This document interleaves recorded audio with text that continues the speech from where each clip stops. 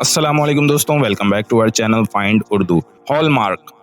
Hallmark का मतलब है पहचान, खास सिफ्त, असलियत की निशानी।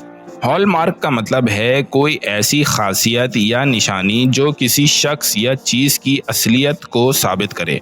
ये अक्सर गोल्ड, क्वालिटी और किसी शख्स या ब्रांड की खासियत को बयान करने के लिए इस्तेमाल होता है। जैसे गोल्ड पर जो मोहर लगी होती है उसे हॉलमार्क कहते हैं, जो असलियत का सबूत देती है। Honesty is the hallmark of a great leader. ईमानदारी एक अजीम लीडर की पहचान है। तो दोस्तों, हॉलमार्क का मतलब है कोई खास निशानी या पहचान जो असलियत और क्वालिटी को साबित करे। उम्मीद है अब आपको हॉलमार्क का मतलब समझ में आ गया होगा। मिलते हैं नेक्स्ट वीडियो में। शुक्रिया।